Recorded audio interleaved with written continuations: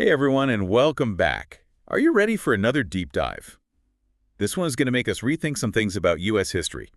We're taking a look at Mexican ancestry in the United States, and we're using excerpts from Mexican Ancestry and Historical Rights in the United States. Oh, this is going to be good. It's fascinating I stuff. know, right? I was blown away by some of this.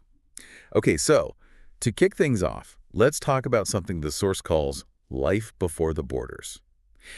I mean, we tend to think of U.S. history as starting with European settlers. Right, right. But this source argues that there's a whole lot more to the story. Absolutely. I mean, think about it. For centuries before European ships ever arrived, there were already people living and thriving here in what we now call the Southwest.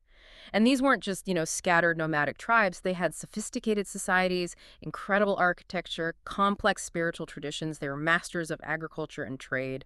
So paint us a picture. What were these societies like? Who were these early inhabitants? Well, we're talking about groups like the Anasazi who built those amazing cliff dwellings you see in places like Mesa Verde. Oh yeah, those are incredible. And the Hopi and the Zuni with their intricate pottery and their deep connection to the land.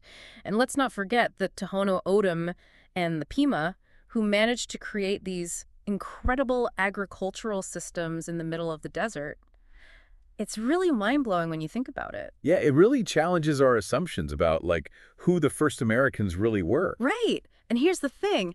These groups weren't isolated either. They had extensive trade networks and cultural exchanges with the civilizations further south in what we now call Mesoamerica. Places like Teotihuacan in Mexico and even the Mayan cities further south. It was all connected. It was a vibrant web of cultures and ideas spanning huge distances. It really makes you realize that the concept of a U.S.-Mexico border as we know it is pretty recent, right? Yeah. It's like this artificial line drawn on top of this long, interconnected history. Exactly. And speaking of changing borders, we can't forget the impact of Spanish colonization. I mean, suddenly you have this whole new layer added to the mix.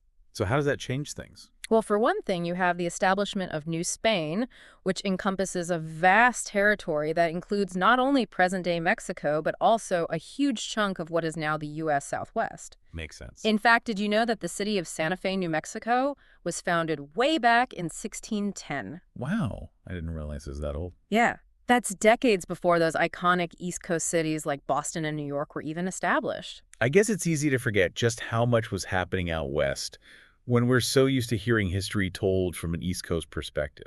It's true, and this is a really important point because it challenges that whole narrative that Mexican presence in the U.S. is solely a result of, recent immigration. We're talking about a legacy that was already centuries old before the U.S. even existed.